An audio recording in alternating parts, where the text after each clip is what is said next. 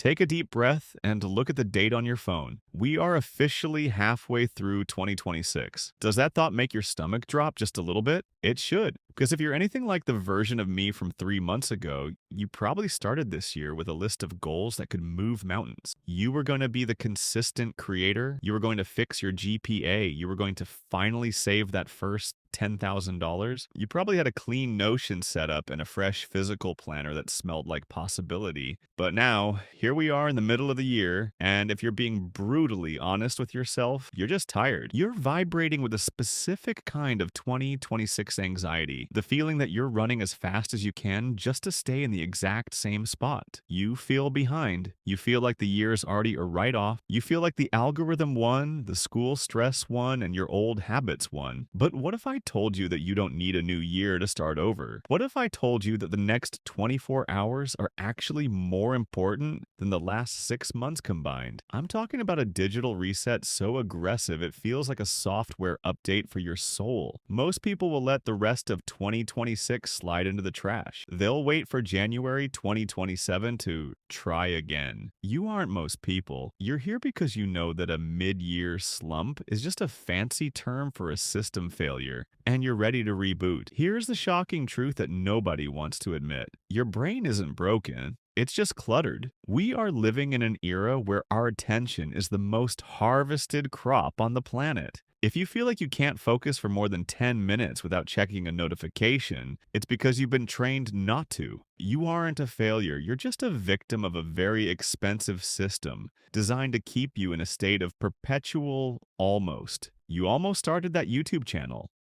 You almost studied for that exam. You almost went for that run. The almost is what's killing your potential. Every time you almost do something, you're leaking cognitive energy. We've spent the first half of this year reacting to the world instead of building our own. We've been doom scrolling through other people's highlights while our own lives are stuck on the loading screen. We are suffering from comparison paralysis, where we watch someone else's chapter 20 and feel too embarrassed to even start our chapter 1. But the 24-hour digital reset is the hard reboot that cuts the cord. It's a high-stakes protocol designed to stop the bleeding and reclaim your time before 2026 becomes another what-if year. It's about deciding that enough is enough. The first part of this reset starts with a total dark mode blackout. I'm not talking about the setting on your phone that makes the screen black. I'm talking about the environment around you. For the first 4 hours of this 24-hour block, you are going to exist in a complete information vacuum. No podcasts, no music, no background noise while you clean your room. We have become so afraid of silence because silence is where our regrets live. When it's quiet, you have to face the fact that you haven't been doing the work. You have to face the school stress you've been hiding under Netflix binges. You have to face the creator burnout that's actually just a deep-seated fear of being judged by strangers. But you have to sit in it. You have to let the boredom hit you. This is the purge phase. Grab a physical notebook,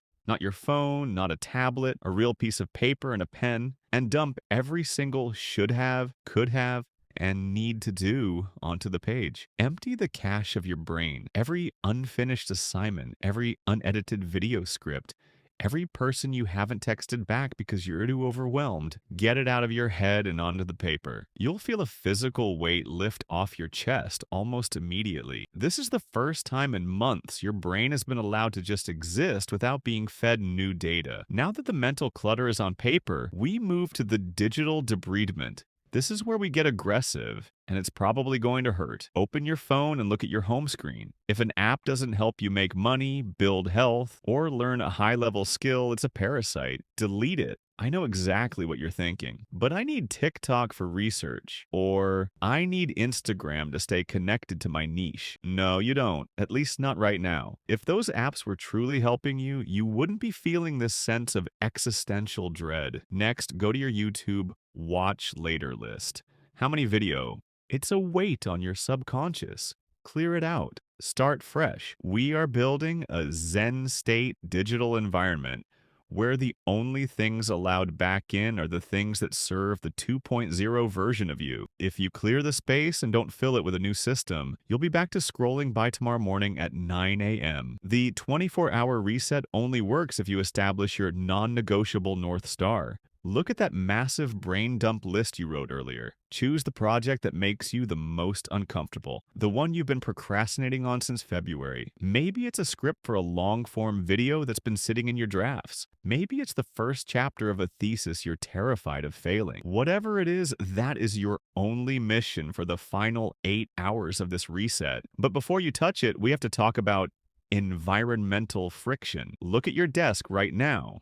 If it's covered in old coffee mugs, tangled cables, random scraps of paper, and 3 different charging bricks, your brain is treating every one of those objects as a task it hasn't finished. Only your laptop, a glass of water, and your notebook. We need to create a space that signals to your brain something different is happening today. Now we enter the execution window. This is where the magic happens, and it's the part most creators get wrong. Most people think they need motivation to work. You don't need motivation.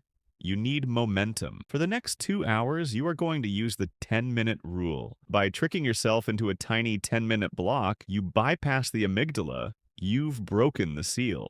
You're finally in the flow. The year isn't wasted anymore. You're finally moving. You're finally producing. You're finally becoming the person you promised yourself you'd be back in January. The middle of 2026 is a beautiful place to be because the pressure's on, but there's still time to win the game. Think about the relief you'll feel tonight when you go to bed knowing you didn't just get through the day, but you actually took control.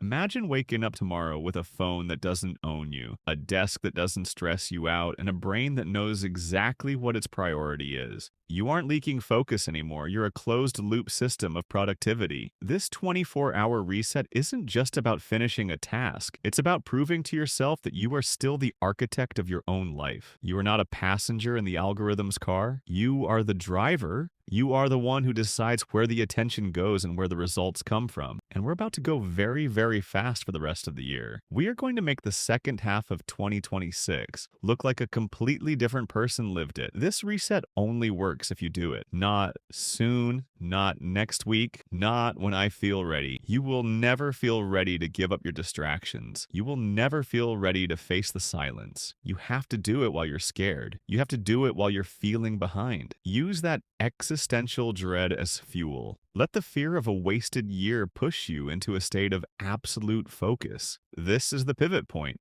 This is where your 2026 story changes from a tragedy of procrastination into a story of a legendary comeback. You have the notebook.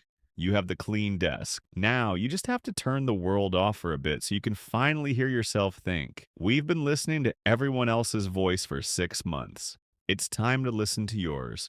It's time to remember why you started this journey in the first place.